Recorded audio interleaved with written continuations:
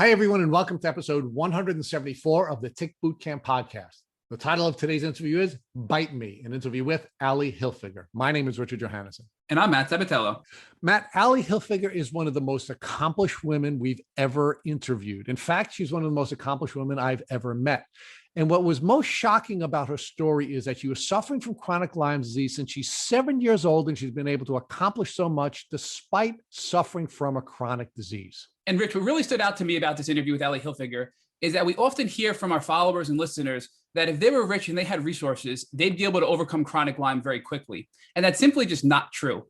Ally Hilfiger was on the sick merry-go-round for decades, and the tools that got her into remission were not those that cost a significant amount of money. So, Matt, this woman decided that she was going to dedicate her life and dedicate her career to helping other people. And she started by writing the book, Bite Me. And since then, she has become one of the most powerful advocates in the Lyme disease community. And we were really blessed to have this really powerful and vulnerable interview with the author of Bite Me, Ally Hilfiger. Hey, Ally, and welcome to the podcast. Hi, thanks for having me, you guys. Well, we're really blessed to have you, Ally. We're really excited about this podcast. Our followers are really excited about this podcast. So, Ally, I want to start in a unique place with you on this podcast. And I want you to talk to us or share with us about the lowest point in your journey. Where were you? Okay. What was it like? What was going on when you were at your lowest point? Whoa, I love this. This is really interesting, first of all. And thank you. I'm thrilled to be here today. So here we go. Let's think. The lowest point. I was 24, 25 years old. The lowest point, gosh, I think there have been a couple. All right.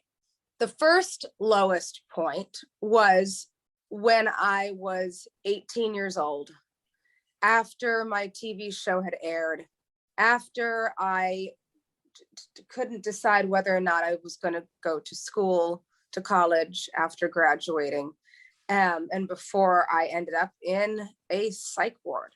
That was probably my first lowest point in not having any control over my mind or my emotions or my body. And the most frustrating thing was not having control over my body and my mind. So, ending up and waking up in a psych ward, which is how my book starts, was probably the lowest point in my life. So talk to us about what it was like to be brought to that psych ward by your dad and his security staff. So, well, I was living after high school graduation and filming the show, I lived in Miami with my then boyfriend. And I was lost. I couldn't go anywhere without being recognized, which I was unprepared for and really freaked out and overwhelmed by. And I came back home around Christmas time and I was just extremely ungrounded and very ADD, all over the place. Couldn't really string a sentence together very easily. I was smoking a lot of pot at the time because it was helping with physical symptoms of not being able to eat or sleep and constantly feeling nauseous. So the weed really helped. But back then it was like, anywhere you could get weed, you took it. It wasn't like now you can go to a store and be very specific about what kind of strain, etc.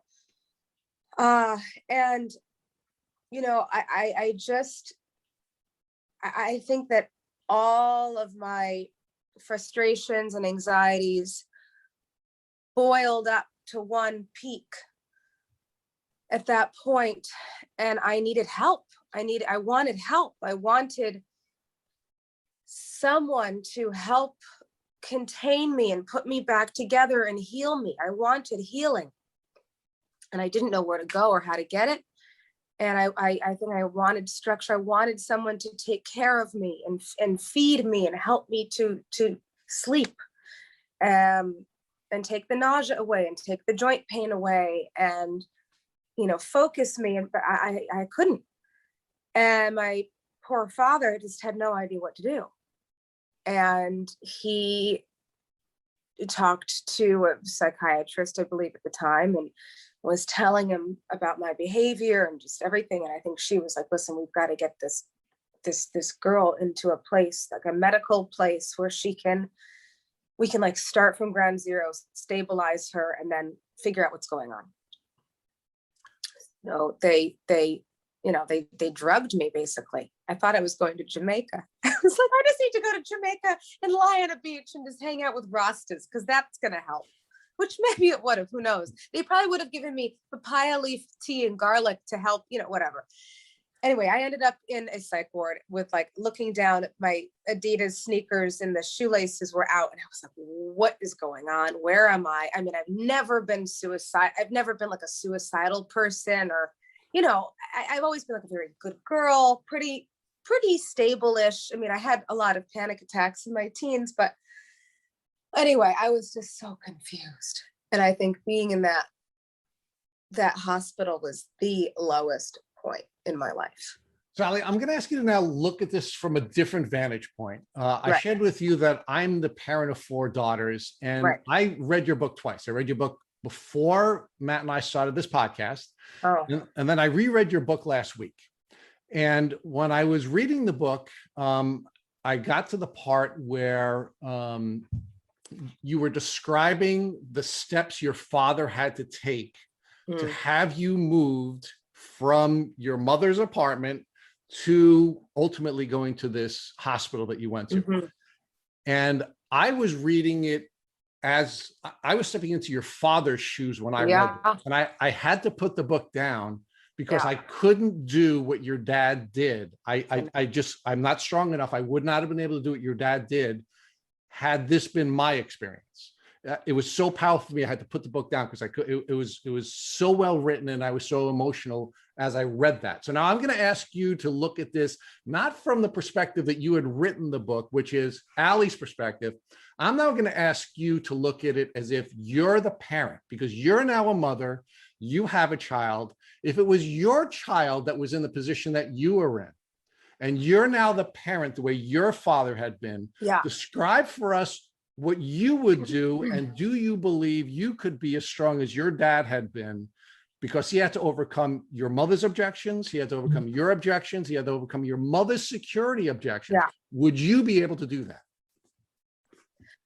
Well, I don't know, because I haven't had to do it, but I can imagine that I'm made up of a lot of the same stuff as my father. And I do have his strength, and I do have his wisdom, and I do have his heart and soul, which is very deep and very vast. And he has one of the biggest, kindest hearts of any human I've ever met. And I do believe that I would be able to muster up the strength if I was like 1000% sure that this was the solution to getting my daughter well. But he couldn't have been 100% sure, 1000% sure, because he didn't know what was wrong with you. He couldn't have, and I think, gosh, I cannot. It was probably one of the hardest decisions he's ever had to make, and the hardest things, and I cannot imagine. I don't know, and I might, with me crying in his arms the way I was in the moment that he was holding me and trying to get the medicine in my mouth, and having the security guard with it. I mean, I think I would have probably broke down and just been like, you know what, honey, just I don't know if I can.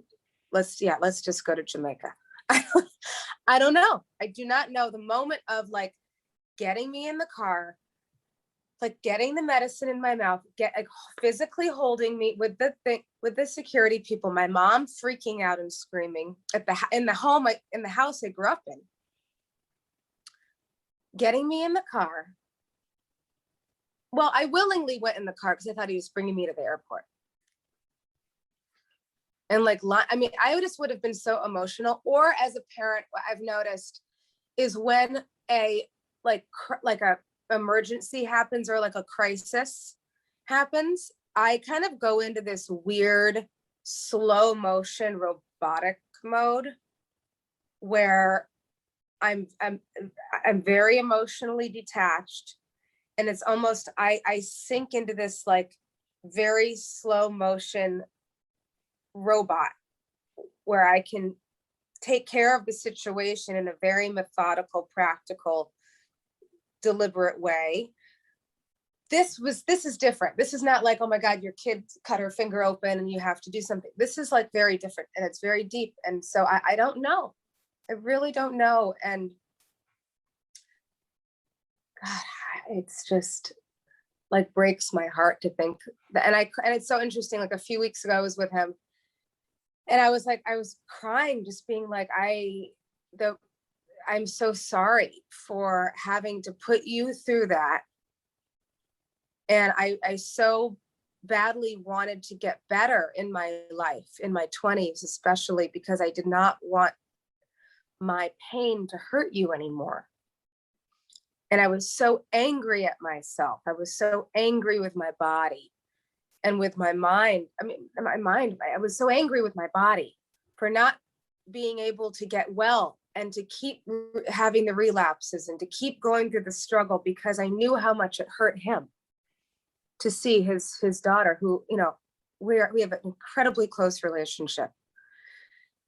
And so I was just like crying and like in his arms again, being like, I just was so mad at myself. And I'm so happy that I'm healthy now, and that you get to see me thriving in my life, that I get to give you that gift of me well, because it just pained me to know that I was burdening him or making him feel so sad to see his daughter unwell. I mean, that was really that like guilt. It was like a guilt and shame that I held on to, that I walked around with, that guilt and shame, which of course ultimately doesn't get you healthy. It's a very multi-layered situation. And the long and short of it is, I hope that I would have the strength to do what he did. And I think that I would, because of my own experience. I'd say, I know this is going to help, and yeah, it's going to really suck, but I know. But I'd probably have a few moments where I'd like walk away and tell my husband, like, I can't do this. So let's give this scene some context. Let's walk back to your early life. You're a native New Yorker, right? You're born to two artists. So talk to us about your parents and your birthplace, New York, and what your early life was like. Well, yeah, my parents grew up in upstate New York. They were both artists, clothing designers, into music, kind of like hippies, I guess, in a way. Not like extreme, but the hearts of hippies, I guess. And they moved to New York. I was conceived in Soho, which I love, and born on the Upper West Side. And they moved to Connecticut when I was a year old. My dad had just launched Tommy Hilfiger. When I was 5, my brother was born. And then we moved to New York when he was about a year old. And they rented, he was making money at that point, which was so unusual for them, because they did not grow up with means, really. And so they rented houses in the Hamptons, in Bridgehampton. And I was bitten by a tick, and it was on my tummy.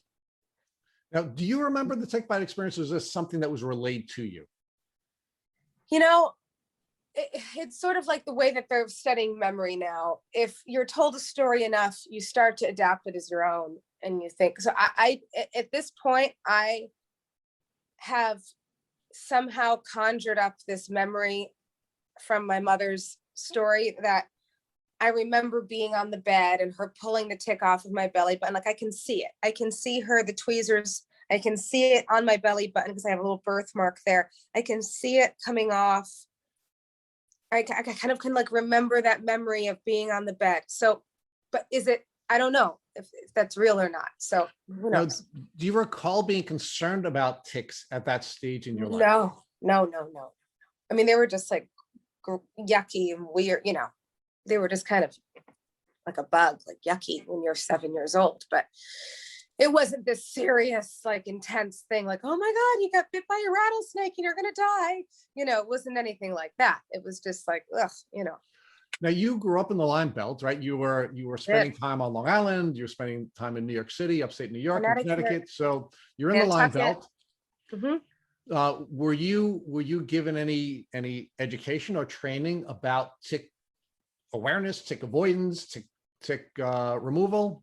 Well, no, I was not, but my mother, since being in Connecticut, I think she had some knowledge from the town hall and the pediatrician's office. So she was wise enough and she was educated enough at that time, which was a little rare, I think, in 90s, in the 1990 Early 90s, yeah. early 90s. And she took the tick off and saved it and sent it to the town hall, which was advanced for that time to do something like that. And the results came back and they were inconclusive. So let's pause there for a minute. So we're in the early 90s. There's not a whole lot known about ticks and Lyme disease at the time. Your mom is pretty sophisticated. She removes the tick. She takes you to a doctor, which is pretty rare and sophisticated. She saves the tick and has the tick tested. So she does almost everything right. And certainly at that time, she is way ahead of her time, yet you still get sick. Right. Yeah, I think, that she really did have to do everything right. And she even argued with the doctor because I think she sent the tick to a second place. And the doctor was like, we're not able to really decide whether or not this tick is infected or not.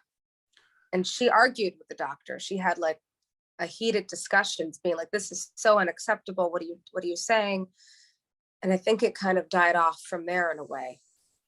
So do you know if you were given any prophylactic treatment by the doctor that your mother brought you to when you were 7? No, I was not. Okay. So now let's fast forward. So these two brilliant artists who ultimately both become very successful, have you as a child. So, genetically, your DNA is that of an artist, and you sort of live this life where the manifestation of these two brilliant artists starts to have some success, but you also have some struggles during your childhood. So talk about, before you get to 16, some of the struggles that you were having, both with your health and with your education. Okay. Well, I remember being in first and second grade in New York City. And right after I was bitten by the tick and having joint pain in my knees and having to bend my legs a lot because just to stretch out my knees because my knees were hurting a lot. They were like kind of squeaky and tight and sore. So I'd keep bending my legs at the knee joint and they would say, what are you doing with those frog legs? You're making frog legs. And I just kept kicking my heels up to my butt, like all the time. It almost became like a habit, almost like a tick in a way, because it felt good. And then I was having a lot of strep throat, which, strep throat things and some tummy issues. And then when I was in about third grade or so, I started getting some headaches. And my mother brought me to the pediatrician, said my child is having like pain in her legs, joint pain and things. And they said, oh, it's the growing pains. Okay, it's growing pains. So, and also but my father is dyslexic. My mother is, ADD. And listen, we have classic learning disabilities running in our family. So it's like no surprise that like reading was difficult and I got numbers all mixed up. But my eyesight and my eyes and my vision kept going in and out. And when I would read, which was difficult for me anyway, to comprehend the reading as well was challenging. But then my vision would go in and out. And my memory started to be an issue in fourth grade, in fifth grade, memorizing things for tests and quizzes became extremely overwhelming, and I became very anxious about it. And yeah. So Ally, you're having very classic Lyme disease symptoms. You Yep. have parents who are caring parents. You have parents who have means. They're bringing you to doctors. And there seem to be a lot of explanations, non-Lyme explanations that they're falling on, whether it be learning disabilities or other types of explanations. Right. So talk to us about what you are doing, right? Because you're this sort of the manifestation of an artist. What types of things are you doing? What type of acting classes and the kinds of things are you taking at that time in your life? I was always in theater. I was always acting. I was always in theater groups. I was always in all the plays. And it was just my favorite thing to do. I would do summer camps. I would do theater. I was in theater programs outside of school and in school, always doing the plays. And, you know, memorizing the lines was, you know, definitely a struggle for me. And it was something that I would get nervous about. But what I would do is I would understand the character enough and understand the story enough and connect with that. So that way, in case I did forget my lines, I would be able to improvise appropriately within the story as the character. And I would have to really, you know, listening and paying attention, I would kind of like space out and kind of, you know, get distracted and whatever. And that might just be part of my personality. But I would really have to work a little bit harder on the lines and concentrating. And, you know, and physical moving was sometimes a little bit challenging for me, but I loved it so much that I didn't really care. So now at a very young age, you began to make some inroads into the acting world and the theater world. And I understand at 16, you did something that was unique. Can you share with us what that was? Well, okay, this is after the Broadway thing, or? Well, talk to us about Broadway, and then talk to us about what you had produced. Okay, so, well, at 16, I produced a feature film called Proud, which is about the first African-American soldiers being ranked in the Navy in World War II. And they were on a Defender escort, and they ended up being deployed to Ireland. And they were recommended for commendation by one of the commanders, and they were denied the commendation due to their race. So, and they were treated very poorly on the shores of the US. However, they were treated very fair and equally in Ireland. So we shot the movie in Buffalo, New York, on one of their Defender escorts in the Naval Yard, which was freezing cold. And we shot some of it in Elmira, New York, my father's hometown, and then shot some of it in Ireland, which was such a cool experience. And I got Sidney Poitier. I spoke to Sidney Poitier on the phone about him being the star of the film, and he was so sweet. He was so, you know, touched. It was so cool to speak with him. And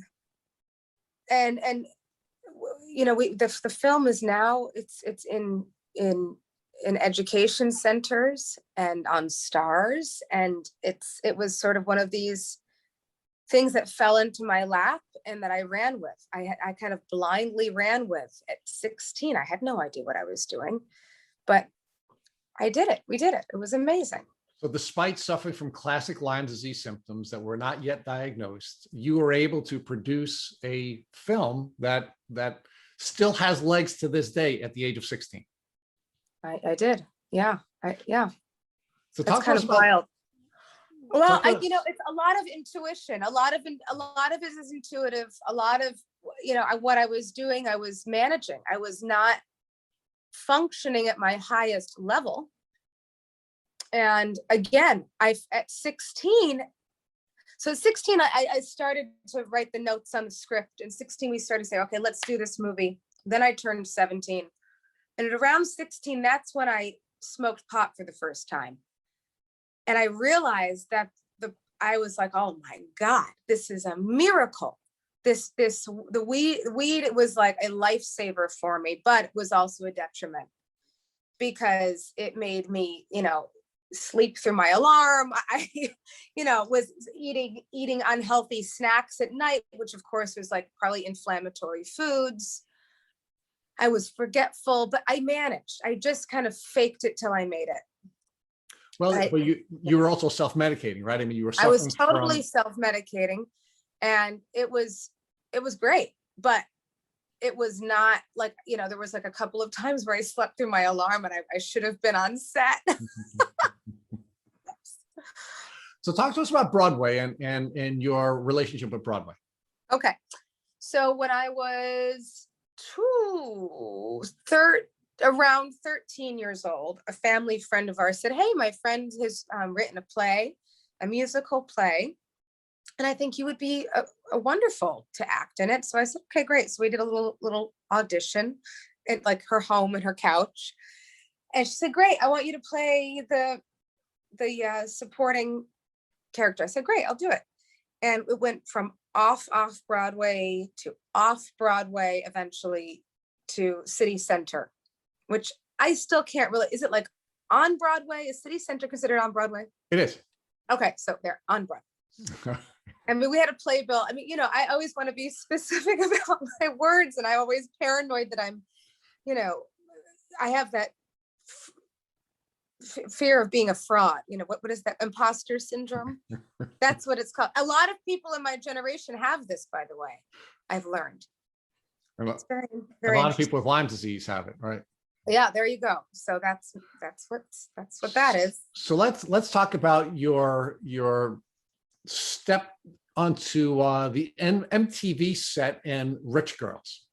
Oh boy. What was that experience like? How did you become one of the first reality TV stars, and what was that experience like?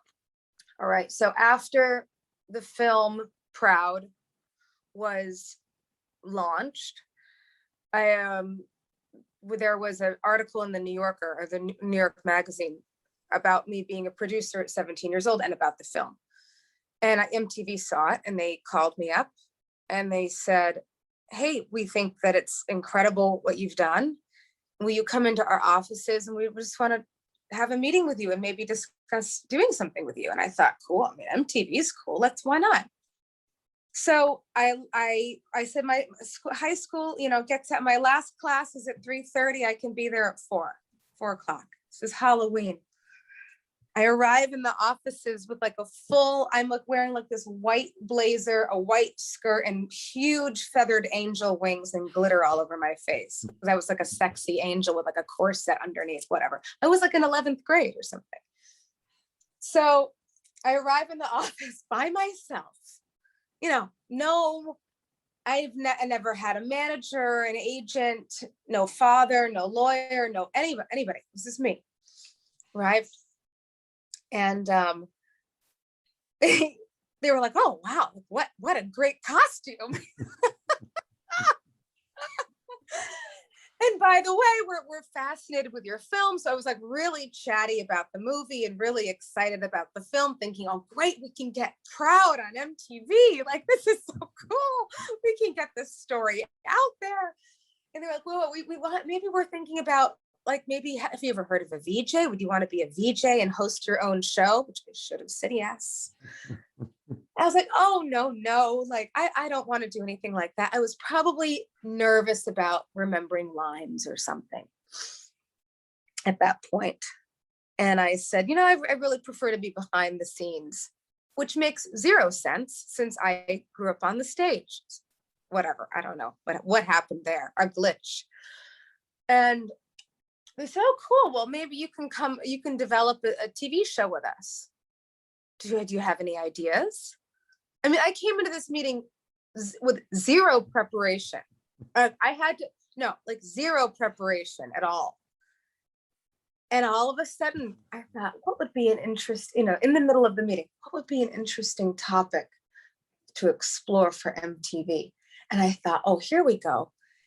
It's fascinating how different the lives of teenagers are in the private school community of New York City. But there's a lot of judgment around it, but there's a lot of pain and suffering within it. So I thought it would be interesting to explore the inside behind the closed doors of these households and these lives of kids who went to private school in New York City. He grew up very fast, but had a lot of dysfunction in their home. And to compare it to the more normal lives of kids in America. And the kind of compare and contrasting game. And to ultimately for people to gain a broader sense of compassion, education, and understanding of the lives of these kids, and how much pressure we were under, and scrutiny, and an unhealthy amount of adulthood at such a young age. And I thought it was fascinating. And they said, "Oh my gosh, this sounds incredible. You go, can you write us a treatment for the movie?" I mean, I had no idea what the word treatment meant. I had no idea. Of course I can. Absolutely I can, because I never say no to an opportunity. And of course I'll figure it out. So I said, "Great, nice to meet you." He said, "Great, we'll be in touch in 2 weeks and you'll come back in for a meeting." And I thought, I left the office, got into my car, because I drove at that point between Connecticut and New York myself. And I flipped up my little Motorola cell phone and called up my friend Jamie, who I knew. She was very good at, she was an amazing writer. She was the valedictorian, and she was the school president, and she was very smart. And I knew she was very capable of doing outlines and things like that. So I called her up and I said, we need to meet immediately. I need your help. So we met and we talked about this, and she thought the idea was brilliant. And we started developing the show together, and she helped me write a treatment. And so we did. So now, Ally, during your childhood, you were studying acting and you were able to fight through the acting, but it really wasn't negatively impacting your health. At 13, you went through this theatrical experience that ultimately led you onto Broadway, and you were able to manage that, but that wasn't negatively impacting your health. Well, I was very sick during a lot of that time. You actually. I had blackout spells. I think I had to go to the emergency room a couple times. I had a lot of joint pain. I was sick, and They didn't know why, and they didn't know what was going on. Now, do you believe that for example, let's focus on the Broadway or the stage acting element of your youth. Do you think that was negatively impacting your health? No, I don't. Okay. I think that I believe it's very important to exercise the creative part of yourself and to promote as much joy as possible into your mind. Okay, so part of the development of this now 13-year-old artistic prodigy is to go through this process and give her the creative outlets that she needs. You then get to the age of 16. You have new creative outlets. You're having more enriching experiences. You have a really positive outcome, and now this prodigy has now produced something that probably no other 16-year-old had ever produced. But now we have a very different experience, right? You're now on MTV. You're now a part of creating a reality TV show. And this experience doesn't seem like it's enriching. This experience doesn't seem like it's actually helpful. Correct. Tell us why you believe that experience was very different than your stage acting experience and then your initial producing experience.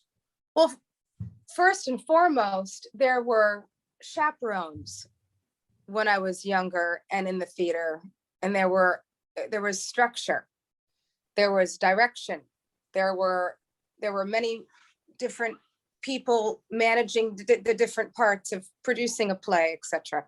And so there was more organization, more protection, and protection. There was more protection. And with MTV, we know I was the creator, I was the producer, and I was the star. And at that point, there was no direction, there was no scripts, there was no, outline for your day. I had to come up with the schedule, the characters, the costumes. I had to show up.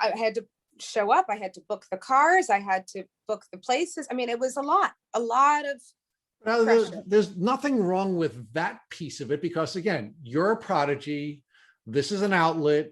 It is enriching, but there is this exploitive element that I think became a part of the MTV experience that you hadn't Right. seen before that.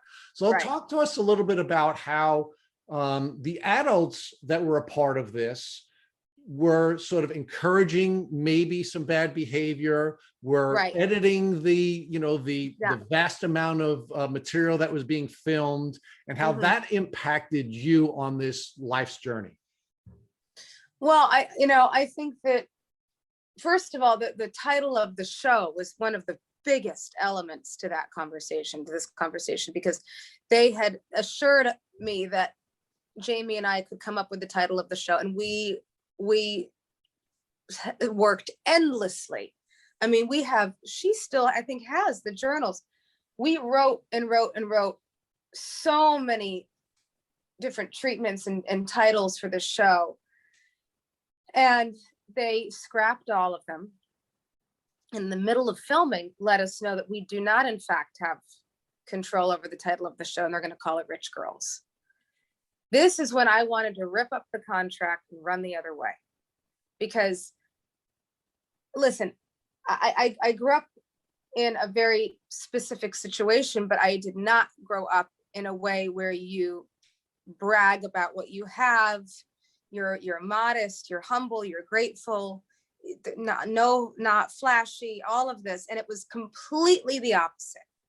And all of it, the way that they filmed the houses, the cars, the dancing, everything. I mean, it was so vulgar and so the opposite of the way that I was raised, but I had no control anymore. It was the cat was out of the bag. Everything was out. It was done. There was no containing it anymore. And I had no legal control anymore. And it was devastating. That was devastating. Let's talk about first the short-term effects of Rich Girls, and then we're going to talk about the long-term in a minute, because I think the title is also going to be significant to the advocacy work that you're doing now. But let's hold that for a second and focus on what's now happening to this young woman who, from the age of 7, had been managing her Lyme disease and the bacteria and the germs in her body pretty well, until she now is on the MTV set. She's lost control of the title of her reality show. She's lost control of the way it's being portrayed. And now she, of course, is now developing relationships with strangers who are watching her and coming to a conclusion about who she is and what her values are based on the way this is now being edited. Yeah. We know that Lyme is an opportunistic disease. We know that when we have immune disrupting events, it's more likely that our body's going to crash and we're going to become chronically ill. And it sounds to me that it's this experience, this exploitive experience, that resulted in you suffering an immune disrupting event and becoming chronically ill. Share with me what your perspective is on that. Well, I've never heard it put that way, and I really appreciate it, because I feel like you've just given me the answer that I've been looking for a long time. And I've never ever heard it put that way. I didn't even know that was it called, an immune disruptive event? Immune disrupting event. So Dr. Wow. Dr. Bill Rawls, the author of Unlocking Lyme, talks about immune disrupting events and how my parents were my parents separated. They decided to separate when I was about 13, 14 years old. And that was huge for our family. That was a very big deal. And I moved into New York City at 15 with my dad, separate from my family. And that was the first disruptive event. And I think that I dove so heavily into work and producing because it was the best distraction for me. It was great for me because I didn't want to deal with the rest of the stuff. So that was the first disruptive event that I think shook up my system. And then the second one, wow, this is really interesting. This makes a lot of sense. And I never really thought, wow. Yeah. And I was not getting a lot of sleep during the show because I was having to stay up late. and it was just awful. It was just there, and you know, the eating, you couldn't, like, it was just, you grabbed whatever you could, and yeah, there's not a lot of sleeping, not a lot of eating healthy, probably drinking way too much the last year of high school and that summer after graduation, which I don't do well with that. And yeah, it was a lot of disruptive. So, Ally, I read the book through the eyes of your father because I'm a Right. father and I have 4 children. And Right. what made me so upset about reading the book and the exploitation that I witnessed through reading your brilliantly written story was I just watched you spinning down and spinning down and spinning down and spinning down. And of course, now all of these opportunistic bacteria are now, and viruses, and we now know worms are a part of this experience, are now attacking your body, and now you crash. And probably mold also, by the way. Let's talk about that as well. In Connecticut with a very old house. So yeah, I was spiraling with no parental supervision, really. I mean, my parents, bless their hearts, they were doing the best they could. They also had 4 children, multiple homes to manage, businesses. Both of my parents had thriving businesses, and they were going through their own turmoil in their relationship. You know, it was a lot. Ally, you're also a prodigy. You know, I mean, it's not like you were going to be easy to parent anyway, because your genius brought you to places at 13, at 16, at 17 that most children wouldn't find themselves, and parents don't always have the ability to manage that type of genius, quite frankly. So let's be fair to your parents. You were a very special child that would have been very difficult for any parent under the best of circumstances to enrich. So, you know, they had to let you go. They had to let you go. The problem, unfortunately, is that the MTV experience was unhealthy for someone suffering from Lyme disease. And talk about now how the show is now produced. People are now watching the show. You're becoming very well known. But of course, people are now viewing Ally through the lens of this very carefully edited show. How did that cause you to feel about yourself? And how did that cause you to, unfortunately, spin further down, you know, the tunnel to chronic illness? My self-esteem started taking a toll because I felt I was being portrayed as this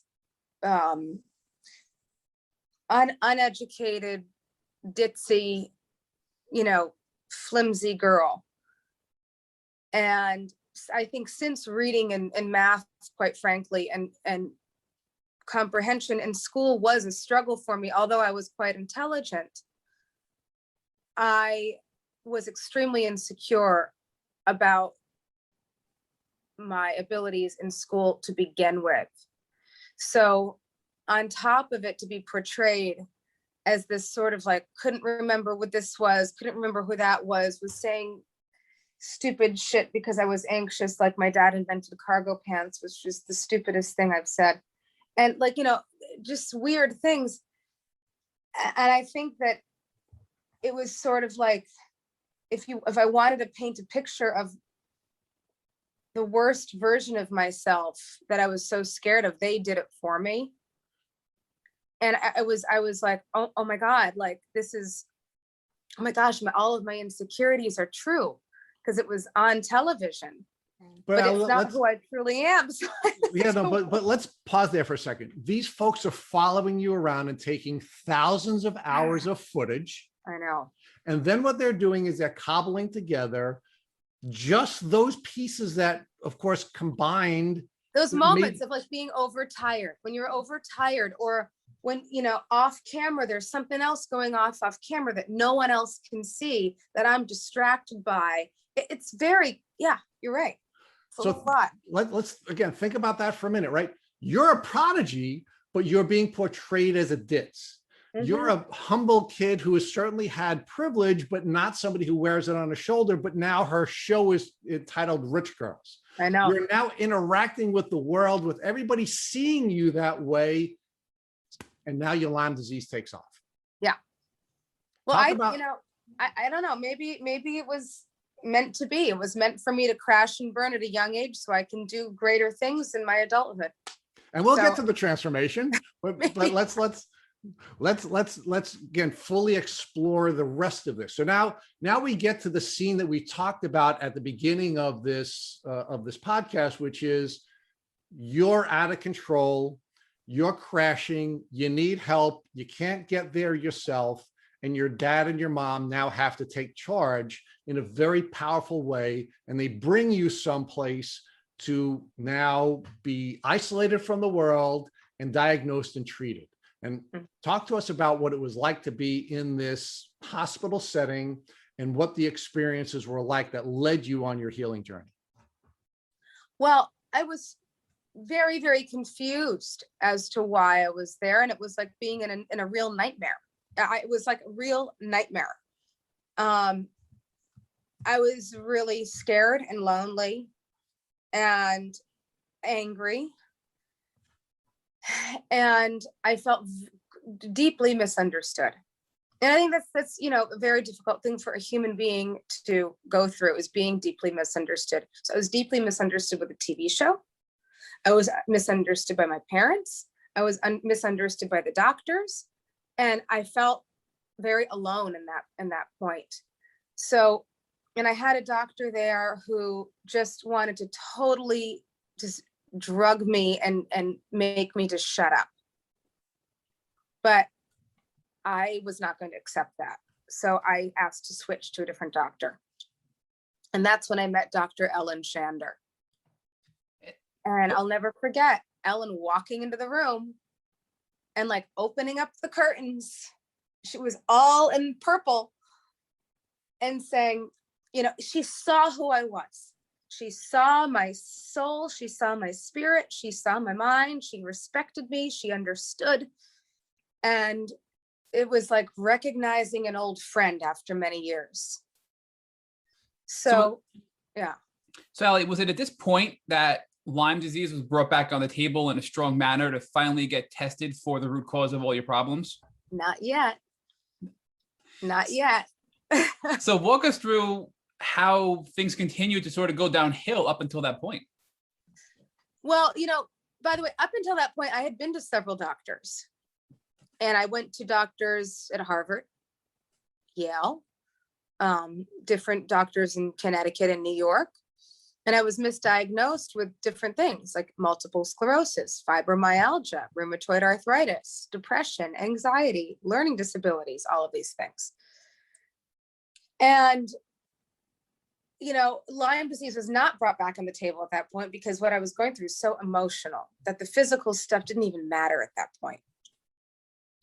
It wasn't until after I left the hospital and continued seeing Ellen Shander as a therapist and psychiatrist that she started noticing things, and I started being more honest with her about my physical ailments and complaints. And she started to say, I think you might have something called Lyme disease. So she was the one that started piecing the dots together. But after I got out of the hospital, because I was so distracted and freaked out about being in the hospital, that was the only issue at hand to deal with. So when she brought up Lyme disease, was it a surprise to you? Were you thinking, hey, my mom already thought about that, we sort of dismissed that already? What was your reaction when your therapist brought this up to you? I said, no, I know.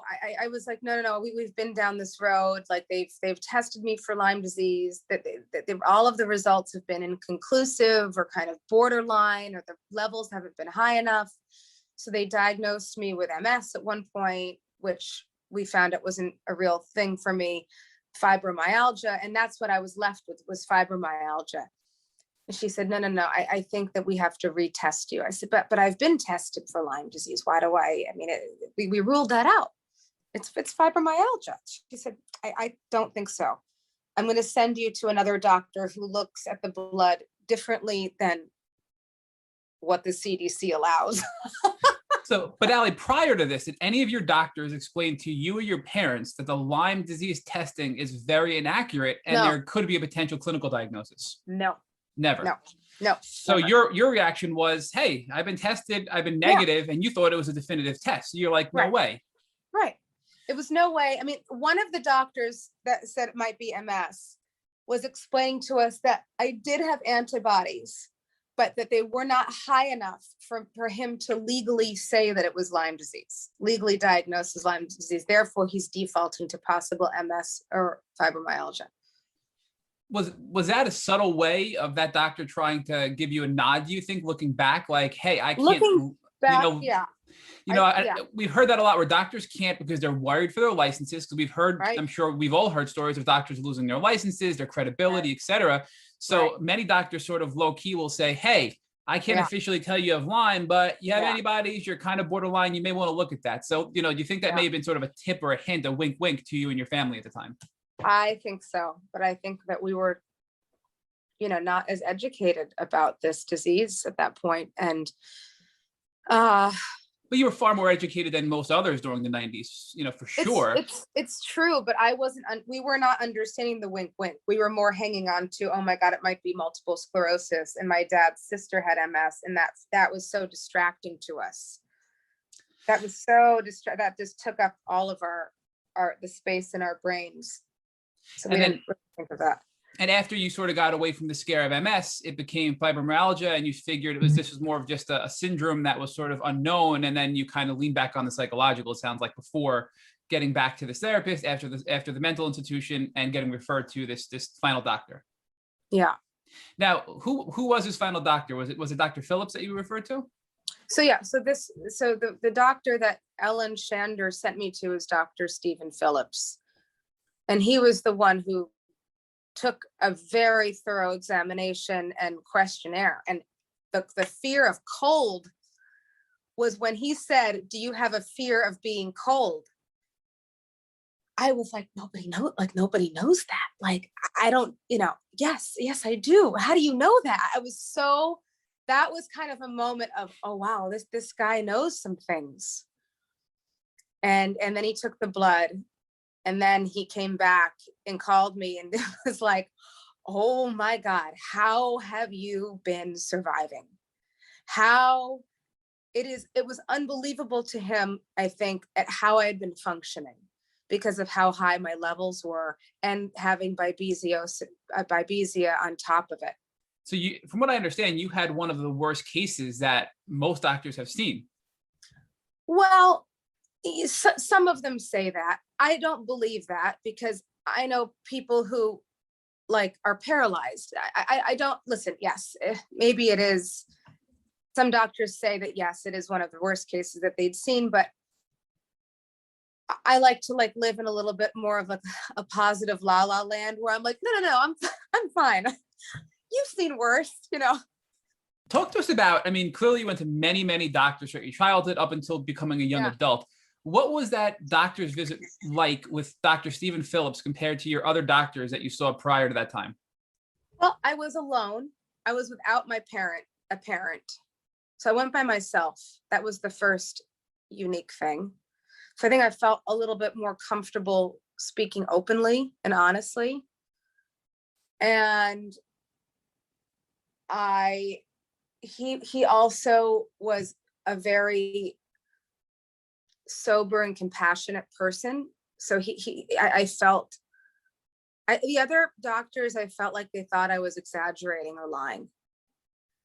All the other doctors, I felt like, here is this, privileged kid complaining about because she just doesn't want to go to gym class or whatever. That's how I felt in the other doctors' offices. And I felt misunderstood and disrespected a little bit. So it's interesting. I wasn't taken seriously, but he took me seriously, being there alone and kind of I felt like I was taking control of my own situation. So what's interesting is we've heard from a lot of young women that doctors treat them differently and dismiss them because they don't look sick, they're young, and because it could just be young, hormonal stress. It could just be, maybe our last podcast interview was, you could just be pregnant. But I think you have an added layer on top of that you're just a whiny celebrity, it sounds like. So totally. you had all the cards stacked against you, and you had to find the right doctor to finally listen to you and believe you in what you were saying. Yeah.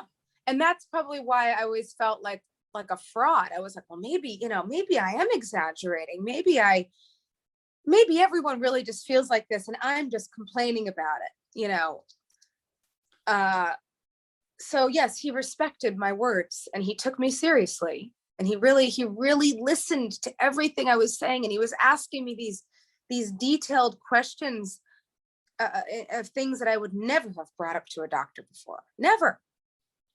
One of the signs of a successful doctor-patient relationship that we've observed from this podcast is when a doctor spends more than a few minutes or 10 minutes with you to really understand you and your background and your history. So from a time perspective, was your visit with Dr. Stephen Phillips a lengthier visit compared to your other doctors? Very much so. Extremely lengthy. He was very patient. I did not feel rushed. I felt like he was like, if I needed to stay there for an extra hour telling him about stuff, he would have stayed with me to listen. And that's the same for a lot of the good Lyme doctors that I've met. They're not dismissive. They don't rush you out. They're not distracted. They're very focused and attentive. And I think that was a huge difference. So now talk to us about that moment when you finally have that epiphany and Dr. Phillips says to you, hey, Ally, you have Lyme and a ton of co-infections and you're really sick and we can finally start to working on getting you better. What was that like for you emotionally? And just describe that moment for us. It was like I'm going to get emotional.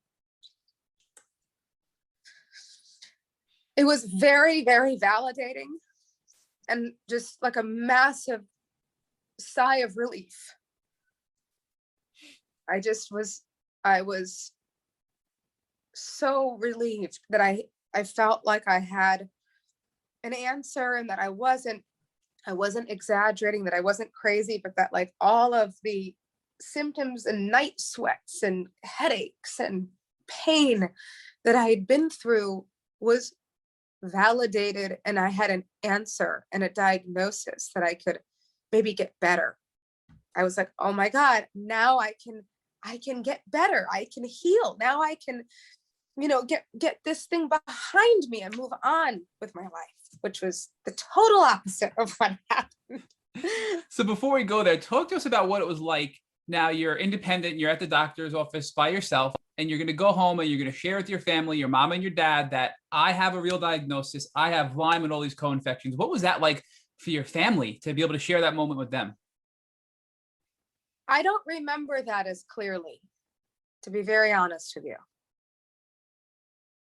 I think I remember it as calling them right up or seeing them and rushing. Guess what? Oh my God. The doctor, they took my blood and it is in fact Lyme disease, N by BZ. And I think that they were massively relieved. I mean, my mom cried. I do remember this now. My mother cried.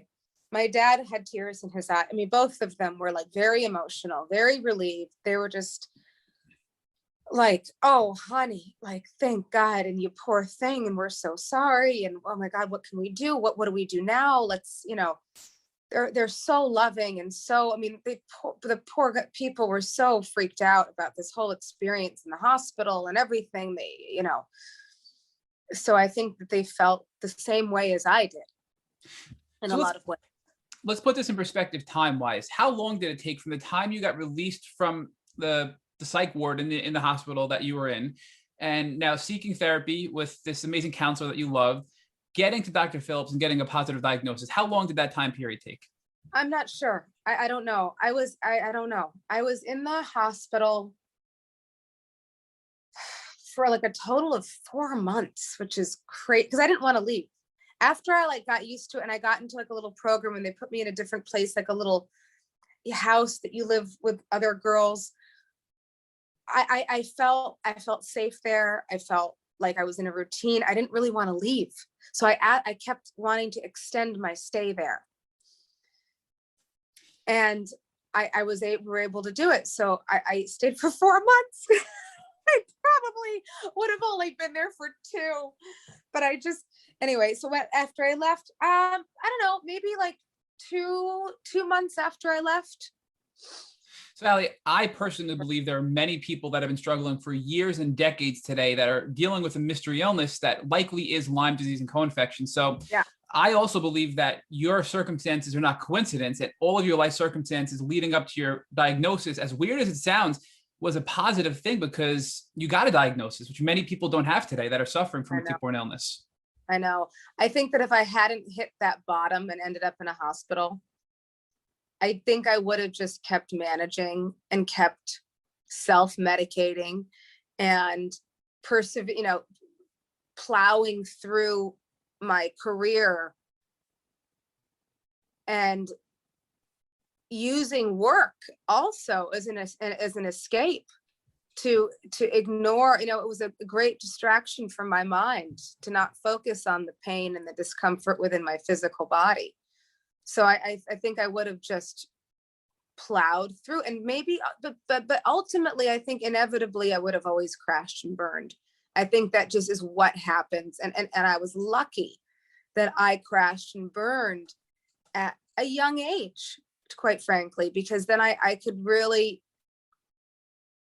take the earlier part of my life to start the healing journey and become awakened in a lot of ways, so that I could live in an adulthood with a bit more knowledge. So talk to us more now about, you finally have this epiphany, you're diagnosed, and now you're with one of the leading Lyme doctors, Dr. Stephen Phillips. What treatment protocol do you start on once you get this diagnosis? Okay. Oh, yeah. I was on amoxicillin, Plaquenil, Malarone Yep. for the Babesia. Think that was it at that point. So were you strictly on, there was a whole cocktail. There were like so many medicines, and I remember like going to the pharmacy and picking them up, and like I was so overwhelmed, so confused, because you're mentally functioning. My neurologically, I was not so great. So I was like, oh gosh, how do I even schedule this throughout my day, to take all this medicine, and what do you take with that? And you can't have dairy with that. And so it was a little overwhelming. It took me about a week until I think I started the medication, because I needed to figure out how to organize it. Ally, were these all oral antibiotics? And, yes, thank God. Okay. Yes.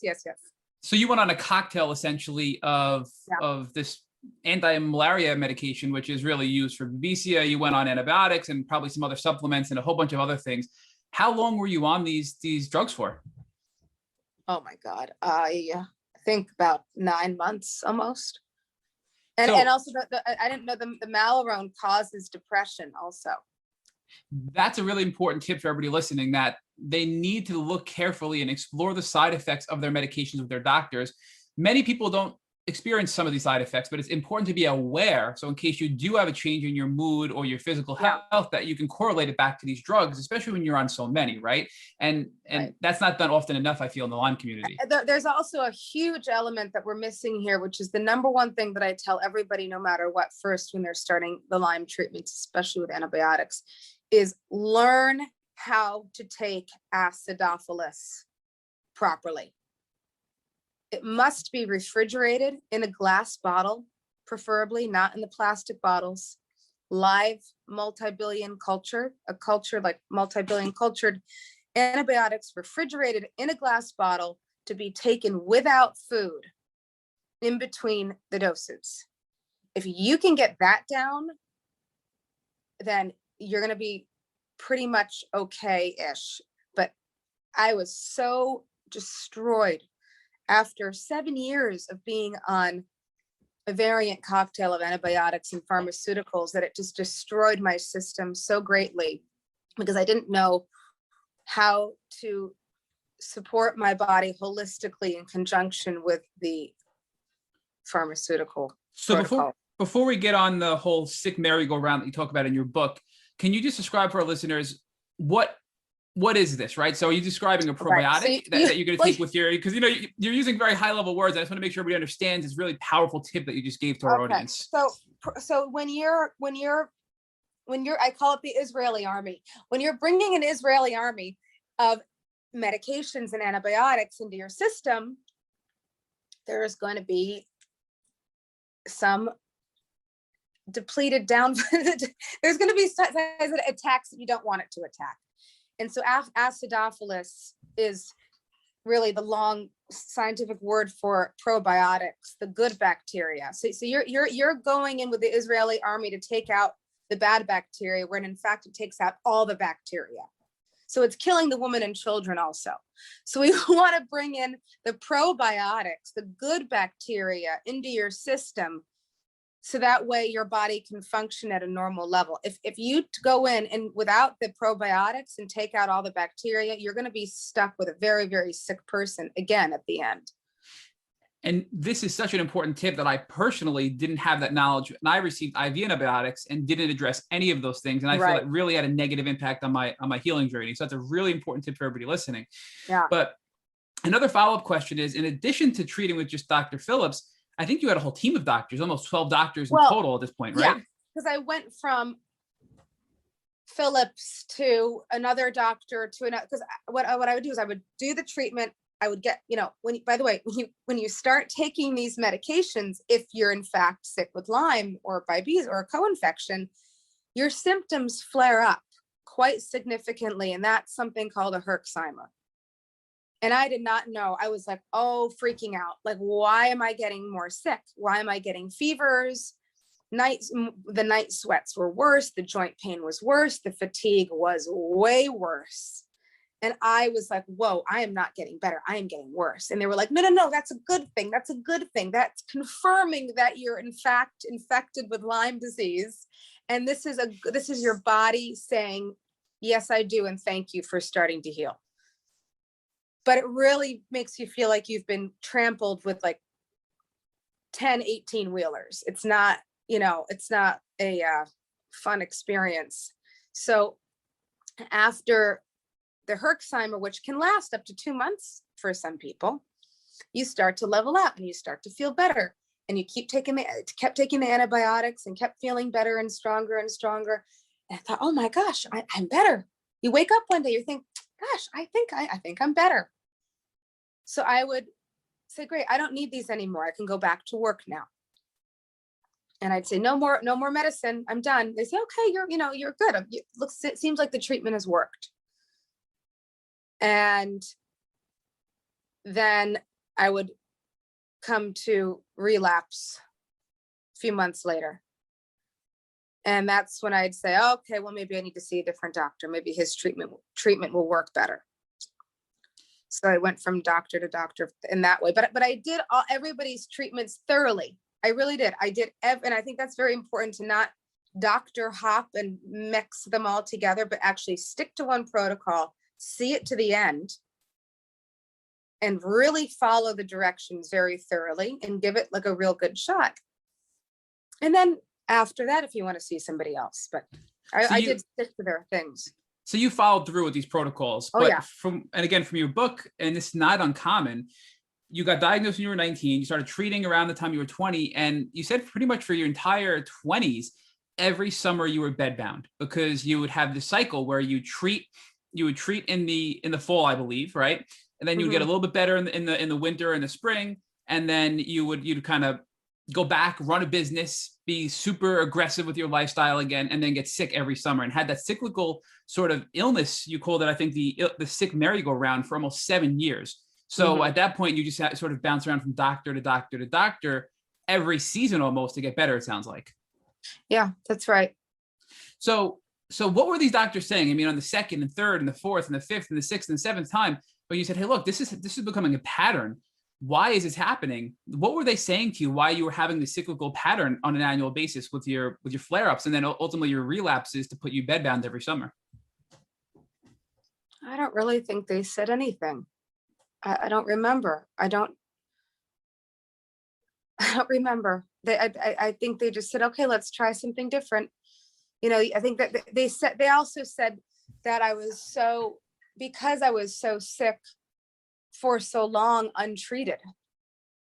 I had Lyme disease and Babesia attacking my body, attacking my mitochondria, attacking my cells, attacking my brain, my heart, my lungs, my stomach, my joints for 12 years straight, completely untreated, that it was no wonder why it was taking a few times. And it was no wonder why this was more complicated than most, because, you can't just expect for one treatment to heal 12 years of damage. But let's focus on that, Ally, because I feel like you just hit on something really powerful. You were sick for so long, and it created system-wide damage to your body at your cellular level, at the mitochondrial level, and even at your nerve level, probably, which takes years for those things to repair themselves, even after successful treatment for an illness. So do you think that you know, in hindsight, looking back, you did these treatments for, let's say, 6-7 months, then you start to feel better and you jump right back into normal life, that you needed to sort of gradually give your body time to heal and slowly introduce yourself back into normal life, and that would have been a better way to reintroduce a healthy lifestyle and maybe prevented you from having a 7-year sick merry-go-round? Yeah, I think that, you know, yes, I'm a very ambitious person, and I like to be very productive. So yes, I think that the stress, it definitely flares me up. And we see this all the time where people just, they want to get better. And we see this just this past week where people are like, I'm getting better. I'm going to go back. I'm going to be a nurse. I'm going to be a doctor. I'm going to be this. And I'm going to work 13-hour shifts. And I'm like, whoa. I'm still like this, by the way. I still struggle with this. I really do. It's such a thing. And I don't know what the solution is. I really just, except for just not me, it's totally insane. Well, you know, Ally, you found the solution. We're going to get to that. You're living the solution right now, and we're going to get to that. So I can't wait to get to that part of the story. We're almost there. Oh my God. So, I mean, you know, this is really an important tip to say, be kind when and we've seen this with so many people where they start to feel better and they jump back into full 24/7 New York, you know, New York City lifestyle, and then you crash, right? You can't do that. Totally crash. You have to really slow your roll and really treat yourself with kid gloves for a while after, and be very, you know, prudent with your time management and your sleep and your diet, and be very kind and nurturing and nourishing to yourself. But I think that there's this thing of, oh my God, I've missed out on my life because I've been in bed for 5 years. So I want to go out and do everything. I mean, of course we feel like that, but you know, moderation. But who the heck knows how to do moderation when everything's been stripped from you? It's very challenging. And that includes, as you noted, your stress levels, your sleep, your diet, all those things are contributing factors. And I think once again, here you are now in your late 20s, and your father sees what's going on, and he says, hey, Ally, we got to do something different here. And then he refocuses you from what I'll call Western medicine to a more traditional approach. So talk to us about that pivot from this sick merry-go-round, the 7-year window, to your dad getting involved again and helping you really navigate you to a better path to healing. Well, at that point was my kind of second lowest point in a way, because I turned around and I said, listen, I'm sick again, but I can't go through this anymore. I cannot like go to a new doctor, get a whole other protocol, get the Herxheimer flare up again. I'm done. I'm either going to live like this for the rest of my life, or just, and again, it wasn't like suicidal. It was just like defeated. I was just like, I don't know I don't think I can live like this anymore. Is this what my life is going to be like? I'm never going to be able to have kids or a normal life or a family. Like I just, and he was like, wait. Like we haven't done the Chinese medicine or the home. And I just thought, oh, I'm so tired of this. I'm not like an experiment. I did not have any motivation. I really didn't. So that was a really low point of thinking this is going to be my life for my whole life. And what the hell am I going to do? Now, if it weren't for your dad, did your dad have to sort of strongly encourage you to go seek this Chinese medicine? Because he brought me to the doctor. He found the doctor. He brought me to the doctor. So, no, but as a New Yorker and as a Westerner, we typically, I feel like, are brought up thinking Chinese medicine is sort of this woo-woo medicine, and we need to rely on more, pharmaceutical type treatments. Did you have that same mentality of, no, I tried all this? You did not. Okay. No, because we knew a lot of, very intelligent people in New York City, intellectuals who were strong believers in Eastern medicine. And we grew up with astrology. My mother studied astrology and always had astrologers around guiding my dad's business, etc. So Eastern medicine was always, and my dad, we had many people who we trusted who really swore by Eastern cultures, Indian, because he had a lot of Indian partners and Chinese partners, and they all swore by the Indian Ayurvedic medicine methods as well as the Chinese medicine. So we trusted that because they've been around for way longer than Western medicine has been around. So we trusted it. We trusted that a lot. But I just knew that it was more involved. So your hesitancy wasn't that you didn't believe in it. It was you were burnt out. No, You have I 7 was years just of hell exhausted. and you were done. No, I know how many herbs and tinctures and, you know, how involved the homeopathic or alternative natural road is. And it's very involved and it's very complex. And you get an even larger satchel of treatments to come home with. And I knew that. And I knew it would take a longer time because it just does. And I did not feel like any of it at all, but I did it. So I'm going to now ask you the same question, but in a different way. Now you're going from all these Western doctors and then a different experience with Dr. Phillips to now an Eastern Chinese doctor. Well, we thought, gosh, I've been through all these Western doctors, you know, their treatments aren't working. I've got the IV for 9 months in my heart. You know, I did the whole thing. So Ally, before we get into the Chinese medicine, I just want to focus on many people come to us and say, I've been on oral antibiotics. I'm not having success. I'm considering IV antibiotics. And for some people that works, for some people it doesn't with chronic Lyme. And everybody has different opinions. But for you personally, do you feel it was worthwhile to do the IV Rocephin antibiotics after the oral antibiotics before you eventually pivoted over to Chinese medicine?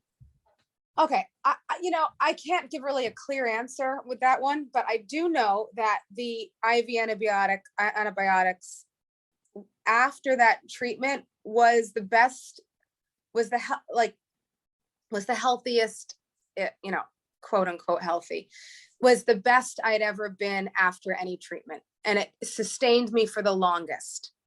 So I was well after the IV treatments for the longest amount of time. I think it really went in and did a lot of work. But I think that I was left with a lot of damage from the many years of antibiotics, from the IV Rocephin, from the 12 years that, you know, I needed ultimately, no matter what, I needed the more alternative methods to be able to fully and wholly heal my system. I'm going to ask you a very hard question here, but looking back, would you skip the IV antibiotics and went right to Chinese medicine, or would you have done the IV antibiotics and Chinese medicine? I would have done both at the same time. That is probably the best answer I think you could have given us, because that seems to be what the studies are showing is the best way to tackle these diseases. Yep. I would totally combine the two fully from the get-go and add in meditation. And I mean, Cambo. Let's talk about Cambo. So first, we've had one other guest. Cambo is a combo. And you know, we get, you know, it's frog poison, it's this, it's that. We had one other guest lightly talk about it, but offline we've had many people tell us they've had great success with it, but it's sort of this like, it has a really bad reputation out there. So tell us what it is, and have you tried it, and has it helped you? Yeah. So Cambo it's from a frog. It is the poison from a frog. It's a very ancient method of healing. And it basically, it's a very intelligent medicine, if you will. It really is. It's so intelligent that it goes to places in your body that you didn't even know needed to be healed. And it goes basically inside of every single cell and essentially scrubs it and cleans it out so thoroughly. I mean, listen, the process of the treatment is a little brutal. You know, you have to detox and fast for a little while before there's a whole ceremony where you have I would hope a shaman there which is, I think that's what freaks people out, is the woo-woo side of that, but it just is what it is. And you have to be burned in certain parts of your body, and they press the poison into the open wounds and you vomit profusely. But you kind of go into this strange state of euphoria and heat.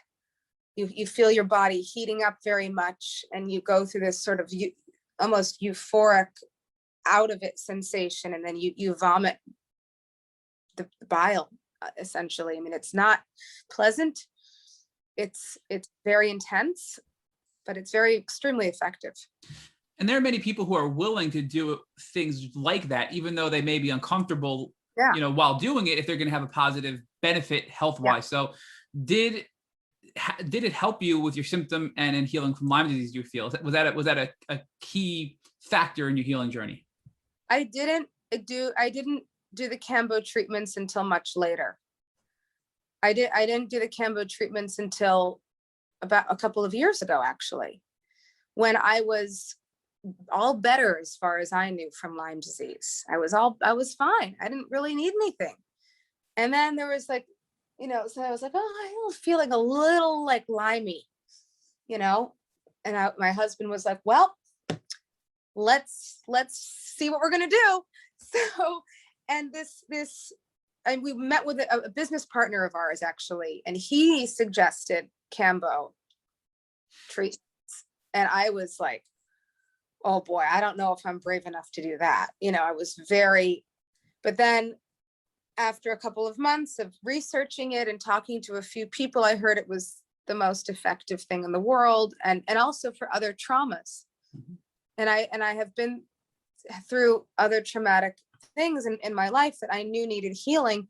And so I thought, well, okay, we'll see if I want to do it. And it was wild. We met with the shaman and his team and spoke to him about everything and made the appointment. And I swear to God, I don't know what came over me or why this happened. I would have crawled on a highway to get to the appointment. It was like my spirit, my soul was so drawn to this experience that I knew I needed to have this, and I would have gone to any lengths to get there. I don't know why. It was like I was like out of control. I was like, I'll do anything and go. So let's talk about that intuition, or as you said, you were feeling a little limey. You started to learn how to read your body and listen to signals that your body was giving you and respond to them before you got to a point where you were really sick, right? So even when you were, even earlier on in your journey, it sounds like you started to learn how to listen to your body and hear your body. Many people always ask, well, how do you do that? How do you know, is this just anxiety? Is it really is it my illness? Is it just, so if you can give some advice to our listeners, how do you best listen to your body and have that intuition to know that you need to do something based on a sign your body is telling you? Well, I think that the meditation practice and journaling, really being pretty vigilant about journaling and meditation. If you can have access to a therapist or a counselor, it's very healthy and very helpful for you to learn how to form a relationship with yourself and start being more cognitive and self-aware and honest with yourself about how you're feeling. So I think those three elements are incredibly impactful and very simple. They're not, that complicated. It's very easy. It's, meditation is for free. You can do it anywhere. Somebody said you can meditate on the top of a garbage heap in the middle of a concert. It doesn't matter. You just have to show up and do it. So Ally, to circle back to the Chinese doctor, and when your dad basically forced you to go to see this Eastern doctor, talk to us about what that experience was like and what treatment came out of that doctor's appointment. Well, he didn't really force me. I mean, he had some experience with this doctor, and I saw the benefits of his treatments with them. So I did surrender to it, and I became willing to go. So we went together with my mom, actually, the three of us. And it was funny. I mean, it was a funny experience because you're not going to it wasn't like a normal doctor's office. I think it was like in his house, in an office in his house. And he looked at my tongue, he looked at my eyes, he looked at my nails, he took my pulse. and there was no medical equipment, and which I thought was kind of cool, actually. I thought it was kind of interesting. And at this point, I thought, well, yeah, sure, I'll do it. I'll take it. You want me to take, raw garlic pills? I'll do it. Like, whatever, I'll do it. So I know I was sent with a whole barrel of herbs and things and treatments, and my mom agreed to go down to the Caribbean with me to start the protocol. And I was a little overwhelmed by it. I was a little anxious about it because it was so many herbs and so many teas, and drink this tea at this time and this tea and that time, that it was like my full-time job. And I just wasn't looking forward to it flaring me up. And I didn't really want to go through another flare up, which is why if I had to go, that's why I'm so hesitant to do any treatments even now for anything, because I just don't want to deal with the flare ups. But I did it, and we got through it. And Ally, you're not alone in that, but in addition to all these herbals and these teas and all these supplements, did the Chinese doctor also have you other things pertaining to your stress levels, your sleep, your diet, et cetera, that had a positive impact on your healing journey? Well, at that point, I did not fully understand the rest of it, or I was not willing to commit to all of that. I think I was 23 or 24 years old at that point. I don't remember. I don't know. I think it was 23, 24 years old. And so I was like, I'll give this a try, but I wasn't super motivated about it. So we did the treatments. I was really sick for a while, started getting better after 6 months, came back, started working again, didn't continue taking the herbs, had another relapse. And that's when I made a very full and conscious decision to take control over my health and my life. And that's when I became completely and utterly willing to go to any lengths. And I had this, any length to really get better. And I really wanted to get fully better at So that point.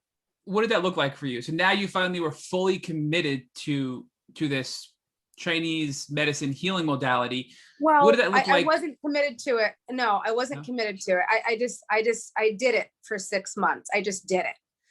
I did it in a more removed way. I just took what they told me to take. And I was just pissed off that this was going to be my existence. And I'm an artist, I was painting at the time. So I was making these cool paintings. I couldn't sleep at all. So I got Ambien, and I would stay awake on the Ambien. It didn't put me to sleep, but the opposite, it gave me energy. And I would go and I would paint these wild paintings. People use it as a drug, I guess, and not for sleeping. As a fun recreational drug. And I was like, oh, this is great. And it brought the creativity up. I wasn't committed to Chinese. I wasn't committed to the Chinese herbs. I wasn't committed to wasn't really into meditating as much back then. I was just sort of managing and going through the motions, and sick of being sick and just waiting to kind of feel better so I could keep working. So you were basically pissed off, mad, and were doing what you were told, but you weren't committed to the whole philosophy of whole body healing. Yeah, I was discouraged. I was a little depressed. I just wanted to be a normal 20-something-year-old and paint and have energy and date guys and, but I was so, I had a couple of relationships. I just broke them off because I was you're not going to want to deal with this. So I'm just going to go to the Caribbean real quick and take a bunch of smelly herbs, and really not so happy about this.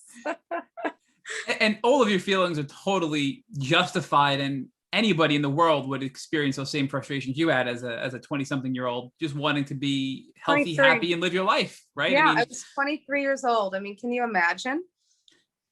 So, at this point, you took the herbals, you got a little better, you relapsed, you're taking the herbals again. Now you're taking the Ambien. You're not sleeping, which is probably really not good for you, right? What No, happens but after that? then I would fall asleep and just sleep and nap all day. I mean, I think I was just depressed, honestly, also at that point. I think I was a little depressed. So walk us through the next steps. Where does your life journey take you after this? Do you have another relapse? Do you start to adopt more Chinese medicine? What happens from this point forward? Yeah, I go back to New York. I think I had a couple of art shows. And I just wanted to live my life at that point, you know? I just didn't want to be sick anymore. So I just tried to like live as a normal person, and it did not work out for me. I got sick again. And that was a huge moment in my life where that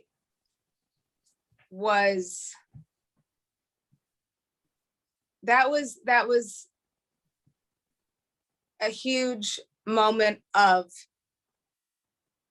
do I want to die and not live my life anymore? Which I wasn't like feeling that. I wasn't like I said, I've never been suicidal. It wasn't like dark like that. It was just like more of a pragmatic thing of, I can't live my life like this anymore. So I either choose to like not live my life because this is just fucking pointless and I can't stand it anymore. And I don't know what that's going to look like, but I'll figure it out. Or am I going to like pull my boots up and get on with it and actually like really commit to healing myself once and for all and fully? And I have a very strong will to live. And I wanted to do a lot of stuff in the world. So I chose the latter. And I found this incredible German doctor, Dr. Thomas Schultz of Manhattan Advanced Medicine. And I heard from several different people from different sources that this guy was amazing, that this center was incredible. And I was like, okay, this is what it is. This is my next thing. And I think this is going to be like the once and for all thing. And I prepared myself this time. I called my cousin. I mean, bless her heart, she dropped her life and came and lived with me in New York to take care of me because I knew I needed the support. And I was like really, really committed to doing this because I just did not want to go through any of this again. And I really took it very seriously. I was on a very intense detox diet. I hate needles, but I did homeopathic needle injections. I took the herbs and the drops and everything, and I put them on an altar and meditated with them. I prayed. I did everything. I really like fully committed to this program, and I had never felt better in my life. I mean, I got really sick, and it's like the detox, like I gained a bunch of weight, and everything was crazy. But then I leveled out after 6 or 7 months, started to level out a little bit, and like had never felt better.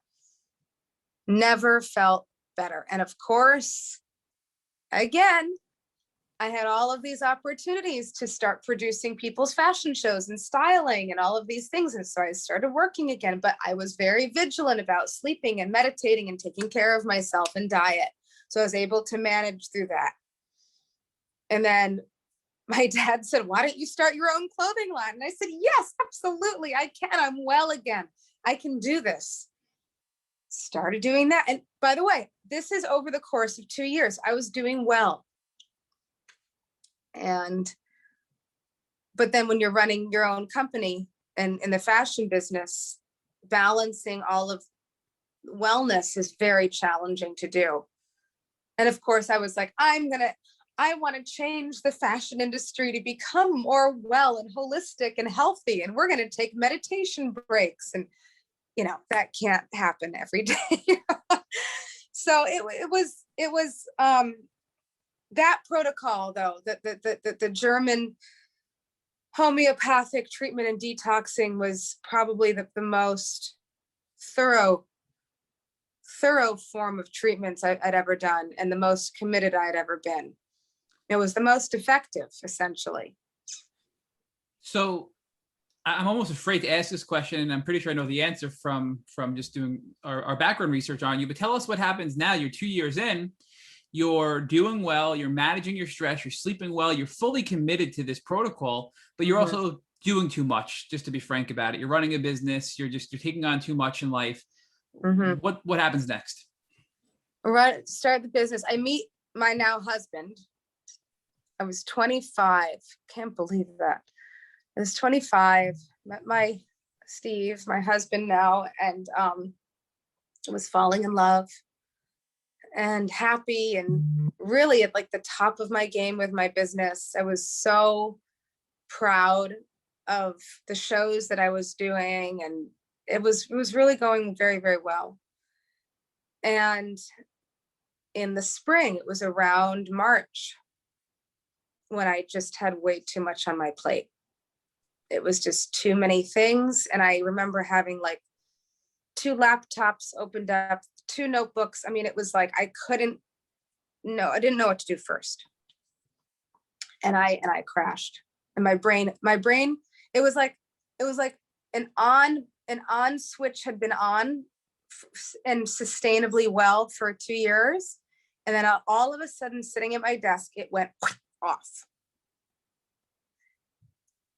And that moment was, oh yeah, just awful. Just so scary and so devastating for me. I cried more writing my book about that moment and about having to close my clothing business and having to stop everything. I cried more writing that in my book than anything else. And I still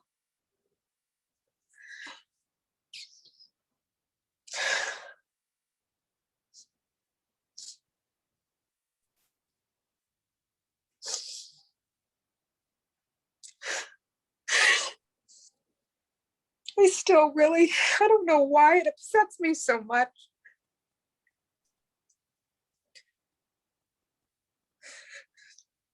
But it really, oh, that was really hard. Thank you, Ally, for being so open and raw and sharing this with us, because we totally understand, and we can't thank you enough for just being so true and open and honest and sharing your journey and every part of your Lyme journey with us. Yeah, I mean, I think that the way that I've gotten through so many of these times, to be very honest with you, and the way that I was able to get this through this next part of my story was 2 things. One is love, which is what I believe God is, and the love that I felt from my husband, from my partner, and the love that I learned to have for myself. And then the love that grew within me for other people suffering. And that I dedicated the next part of my healing journey to other people who were sick at that point. I dedicated my healing to other people in the future and at that moment who were sick and suffering, because I thought, okay, I'm not going to do this for myself anymore. I'm going to get better for other people to help them. So now I'm going to commit myself to going to any lengths once again and trying everything so that I can share. Because I believe at that point I was like, I have to have some other goal to get well. And it was to share my experience and to help people at that point. And that was that transformative thing that happened. And I thought, okay, now this is my mission. Now this is my goal, and that was the catalyst. That was the motivator. That was the engine that brought me to continuing the healing path, because as you can see, I mean, how disheartening it was to have to do it again. And that everyone's sick and everyone's sick now. Like, you are the people who helped me get through that part of my life. And that's when I said, I want to have a book. I would like to have a talk show one day. I would like to commit myself to getting better so that I can help. And at this time, Ally, you were sick for almost 20 years of your life and you thought you were better. So it's totally understandable why it would become such an emotional moment when you're 2 years in remission and healthy, and then you have all of a sudden a relapse and you become sick again. So that, gosh, and I was like doing so well. I was like at the top of, top of the world. And it's just. So you mentioned this in your book, and you also mentioned in some other interviews that we watched with you, where you talk about you don't have to be in remission or even halfway there to be able to help other people. You can be in the throes of Lyme and still help other people in the community, which I found so powerful because many people don't think that they have anything to offer to help other people. Oh, you have more to offer than any doctor does. So please talk more about that, because I want to encourage people who are listening to this episode that even if you're in the throes of Lyme and you're at your sickest, you can still help other people. And it's that community and that network that's going to help all of us get through this and ultimately influence change in the Lyme community. Absolutely. So I mean, I really do believe that the most sustainable way of healing and supporting yourself through the healing process is to connect to others and to actually share your wisdom and your hope with another person. It builds your own strength. It's sort of, it's like building blocks. Like every time I call and say, hey, how are you doing? Do you need any help today? Or how are you feeling today? And, I found this really great, juice from South America that helps. And sharing that, it kind of like, it's like a booster. It really boosts you up. So I think there's also a psychological, by psychological, I mean a chemical reaction that occurs, right? When you're helping other people, your brain, and to keep it simple, is going to be generating these feel-good chemicals, and you're going to have a positive flood of emotions because you're helping others even when you're sick. Right. And those chemicals and those emotions are going to help you heal quicker than you would if you weren't helping others, or if you were stuck in a negative mindset, right? So I think that's part of this whole sort of helping each other even when you're at your worst, where you can have a positive impact. It's nature's form of antidepressant, except for the cold showers too. But I really do. I think that it's like a chain effect. And I do believe that if you are aware of this model and use it, you really can help yourself quite greatly and help other people at the same time. It's like a win-win. So Ally, talk to us more about, while you were doing all this help in the Lyme community, and you were helping others in the community, what was your treatment protocol now after this relapse that you had, and you really had this epiphany of, I'm going to help others while getting better? What were you doing to get better at this time? That's when I turned, Steve and I watched a documentary on Ayurvedic medicine, because when I shut down, when my little switch went off on the off, I was really freaking out. I was really freaked out. And I went to a Reiki healer, and she calmed me down in this middle of a panic attack I was having with Ayurvedic methods, with an Ayurvedic solution. She came into my kitchen and cooked it on the stove. She did ghee with warm milk, cardamom, and cinnamon, and gave it to me to drink, and it just calmed me down. And she said, yeah, Ayurvedic medicine is an incredible thing. So Steve and I watched a documentary, and that night, I remember afterwards, I said, I think that Ayurvedic treatments are going to be the next phase. And I think it's going to be really helpful for me. So I called the doctor in the documentary the next morning, and they called me back, and I made an appointment to go see him. And he said, I really do. I think I can help you. There's some people that come here that I don't think that I'll help, and I kind of just send them on their way. But I think that you have a very complicated case. It is very, very going to be a little difficult, and it's more complex than most, but I think that there's hope. Let's do this. So I said, okay, let's do it. And I was excited. I went to his, he had a Panchakarma, which is a seasonal Indian detox program where you stay at the first 5 to 7 days near the solstice. And you do yoga, meditation, detox diet, treatments, herbs, enemas, massages, Shirodhara with the oil and the third eye. I mean, you do all sorts of things. And it's very, very, very beautiful and emotional and healing. And I learned so much and got so much out of that Panchakarma experience that it really got me over a huge, huge hump, a huge hurdle that I was in the middle of. So yeah, Ayurvedic medicine has gotten me through a lot, even now. And I did my pregnancy and postpartum Ayurvedically as well.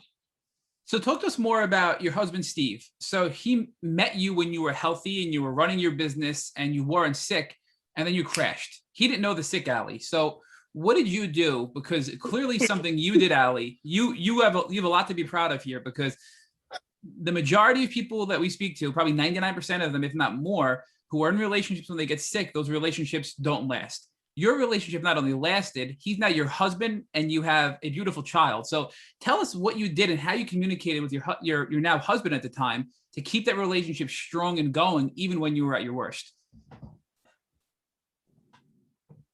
God, he's my twin flame, my soulmate. And, I warned him when we first got together. It was like, I've got a big, loud, wild family, and I have this illness. And are you sure you want to get into this? And he, I mean, gosh, I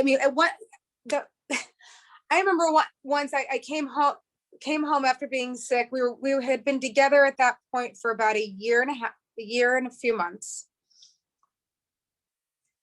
And this is right when I had the relapse. I was so embarrassed and I couldn't remember. I remember I rode my bike everywhere. I rode my bike to work. I rode my bike everywhere. And I couldn't remember the code to unlock my bike. And I was just, that really scared me because it was my birthday. And I came home and he met me at home, and I was on the phone with Ellen Shander being like, I'm sick again. And she was like, well, have you been eating the right things? And I was just so angry and so fed up that I threw my cell phone across the room. And I was like, oh boy, that's not good. And I was a little embarrassed that he saw that. Right. But that's just what happened. I was so angry. And he just stuck with me. I don't know. I mean, I think just being open and all really grateful and really, I think that I verbally thanked him a lot for being so patient and acknowledged his patience and acknowledged his steadfastness.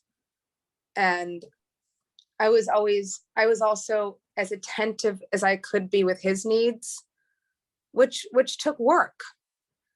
And I think that, I don't know, I think he loved me enough. And I loved myself enough. No, I think there were moments where, it was just like, oh yeah, this is tough. I feel like with any relationship, but I just want to give you, I don't think you're being fair to yourself to give yourself enough credit that you were so sick, yet you put enough energy and emotion into sustaining that relationship, which is a very difficult thing to do. So, as much as you guys, probably you complement each other very well, it must have been very difficult to maintain a romantic relationship while being so sick and having to communicate and talk when you're just so not well. So that's a really, I think, powerful thing for the community to hear, that you can still have love while being chronically sick with Lyme disease, and you can get through it, and you can be healthy, you can have a successful relationship, you can have children, and you can have a normal life like you are now. And I think that's such an inspiration to everybody listening to this podcast episode. So I do want to jump ahead a little bit now. So you mentioned that you're using Ayurvedic medicine and you're having great success. You're starting to claw your way back up out of this major relapse you had with your husband's help and support and your family's help and support.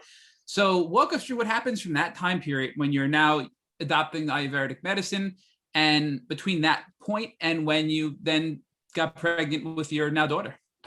Right. So I did the Ayurvedic medicine along with a couple of other homeopathic treatments with another doctor. And I did mix both protocols. I did mix the Ayurvedic protocols with the whole homeopathic protocols, which was very effective.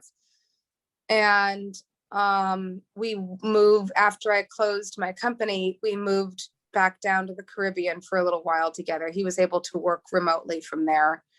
And we set up an art studio and painted every day and meditated every day. And I really thought about what I wanted my life to look like. So I started writing down what I wanted my life to look like and how I wanted to function in the world. And I really, really wanted to have a child. I really wanted to be a mother. Really wanted to be a mother and have a child with Steve and be healthy and live in a place, in an environment that was sustainable. And that's when I decided I probably couldn't live in New York anymore, which was an interesting transition, because then the week after I stated out loud, I don't think that I can go back to New York City after this, he got a job offer in LA. And I said, that's where we're going. So we moved cross country and moved to LA, and again, set up an art studio there and painted.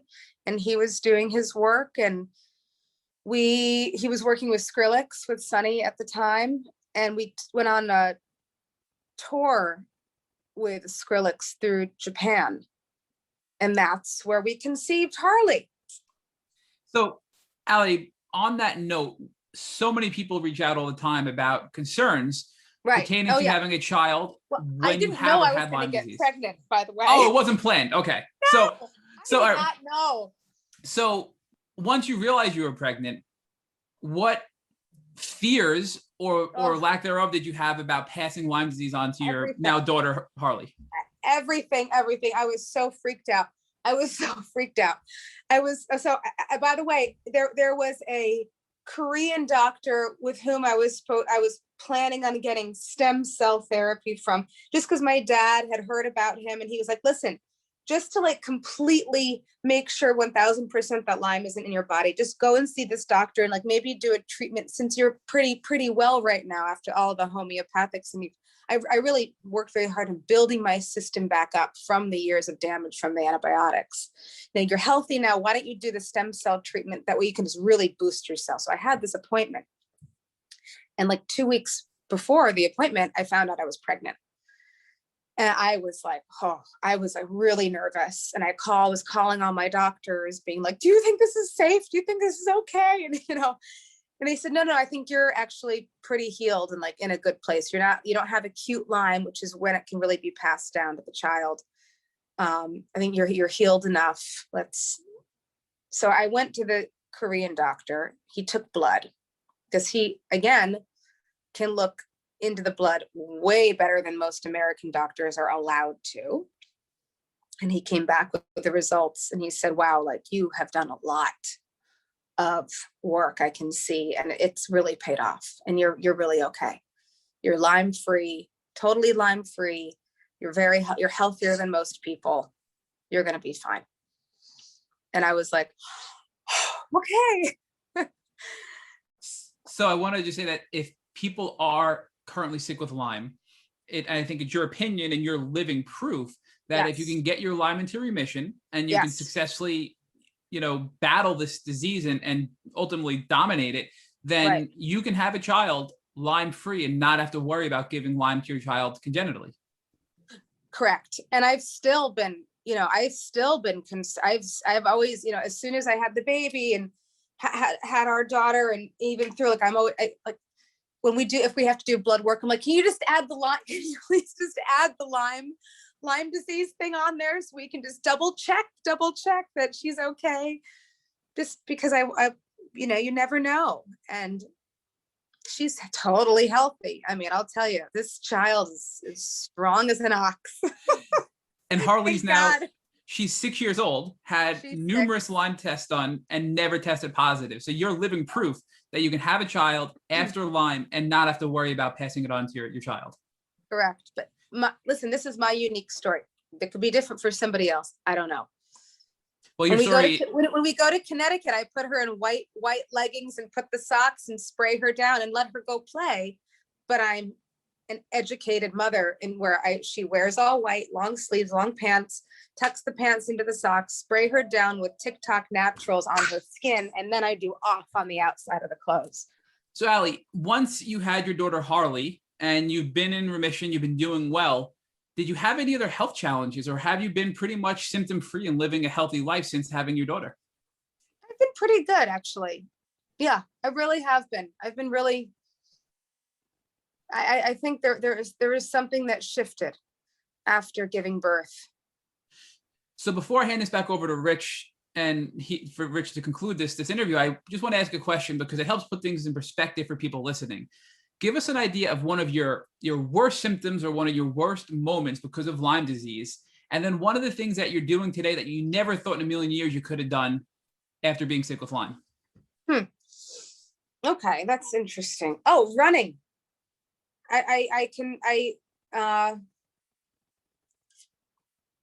In the beginning of the lockdown, beginning of quarantine of COVID, I started to jog every day. And that's something that my joints and body couldn't really handle that well, or so I thought.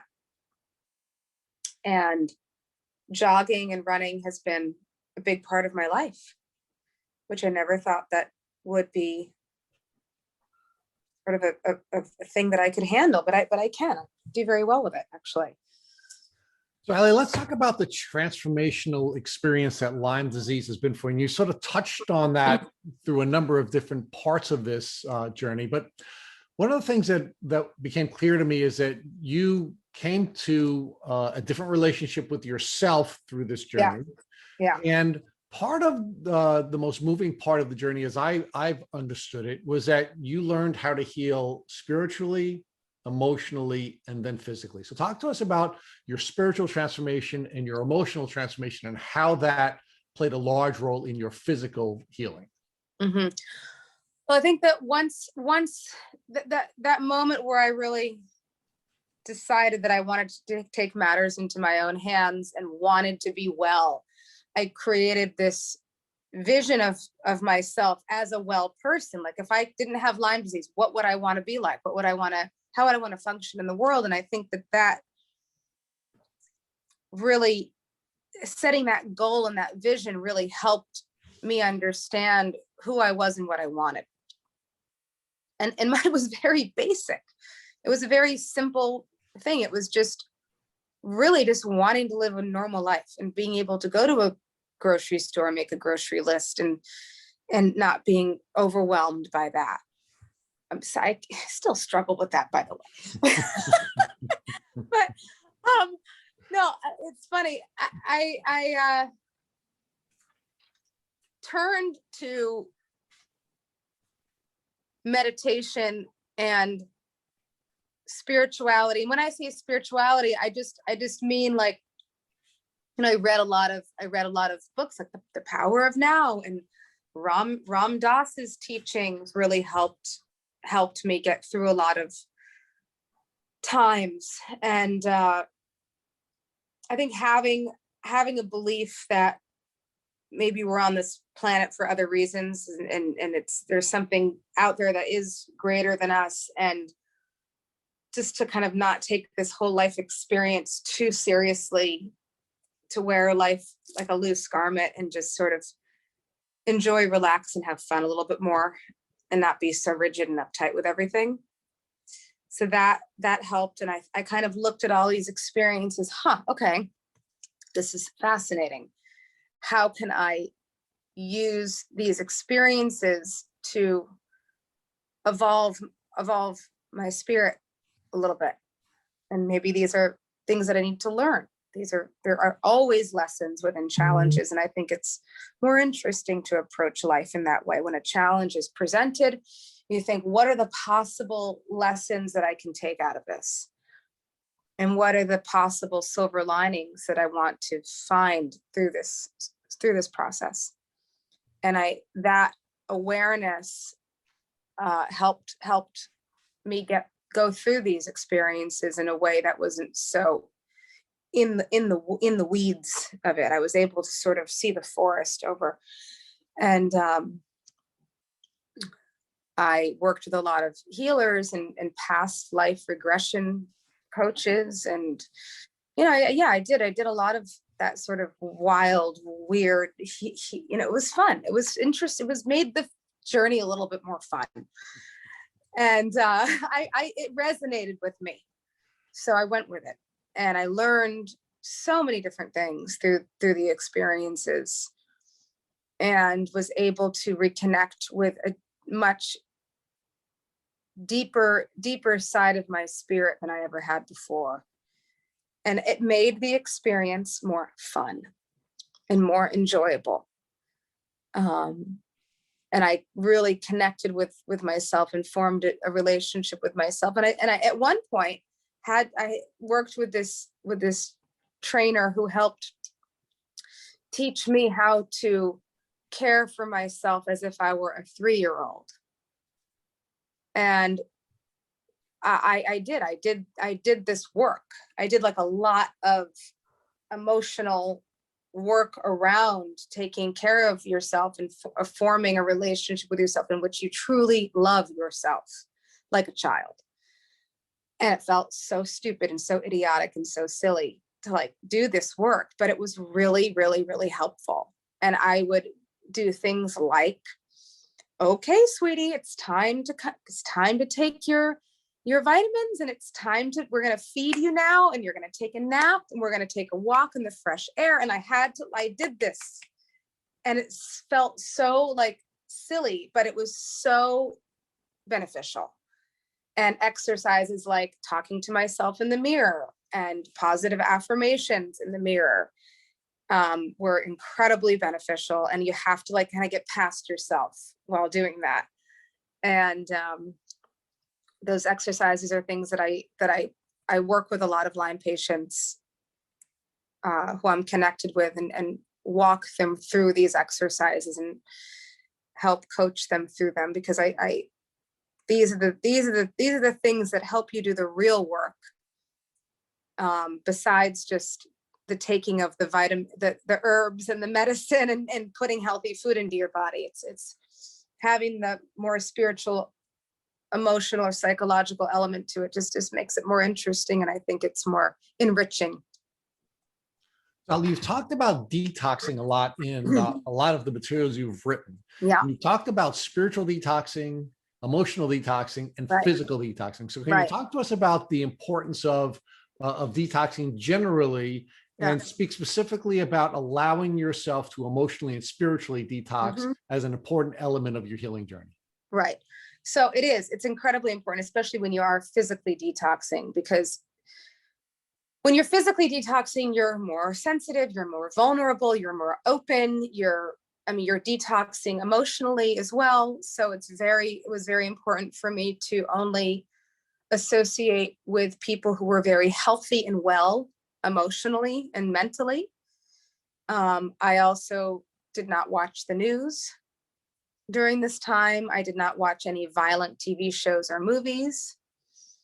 And I read books that were nourishing. Again, like I said, I read a lot of Eckhart Tolle, Ram Dass, etc. And that literature kept me on this path and kept me in that vortex of wellness and nourishment. And I created a cocoon. I created a chamber of positivity and well, healthy, healing, vibrant people who are on that vibrational level that I needed to be in order for my physical cells to start going in the same direction. Now, Just, in your book, you talked about your toolbox. yeah. And you've sort of given us a description, a lot of how you came to developing these tools that you put in your toolbox. Yeah. And I really enjoyed the way you described both building the toolbox that you use to protect yourself emotionally, for example, where you talked about protecting your mind and protecting yourself spiritually and protecting yourself physically. But then you also talked about how you created a different toolbox for you when you were going through your pregnancy to make sure that you would be safe and your daughter would be safe as you're going through the pregnancy. So can you talk us more about the items that you have in your toolbox and how they may be different for each person going on the journey? And I guess I would like to know, like, how you collected all the tools that you talk about in the book. For example, you talked about having phone numbers of healthy people, of breathing exercises, writing practices, your therapist, food, herbs, meditation, and not lying to yourself. They were all really powerful pieces of the toolbox that you wrote about. Yeah, there's a lot of, some of the tools are more esoteric tools and some of them are more tangible. Like I have an arsenal of amazing essential oils. I have these little goddess oracle cards that I love pulling and doing, and journals and sage and a playlist of music that makes me just want to hop around and dance. Phone numbers of healthy people and healers. And I think that having everything in one place, which right now mine are a little scattered, they're like 5 different places, but to have everything in one place and written down so you don't forget, because I think in moments of crisis, we go into the forgetting mode. Thank you for listening to the Tick Bootcamp interview with our guest, Ally Hilfiger. To our listeners, we have a call to action. First, if you'd like to learn more about Ally, please visit our Instagram page at Ally Hilfiger. Second, if you enjoyed this episode of the Tick Bootcamp podcast, please share it with your friends by using the social media buttons you see at the bottom of the post. Third, Tick Bootcamp has created a Tick Bite blueprint that has been inspired by the information that has been provided to us by past podcast guests. We urge you to visit our website at www.tickbootcamp.com to view the blueprint. Please note we would appreciate any input or any improvements you would like to offer. Fourth, don't forget to subscribe to this podcast on iTunes, Google Play Music, or Spotify to get your automatic episode updates of our Tick Bootcamp podcast. And finally, we thank your community for your comments on our past podcast episodes. Please take a minute to leave us an honest review on iTunes, on Instagram, or on our website. We make it a point to read every single one of the reviews we get. Thank you for listening.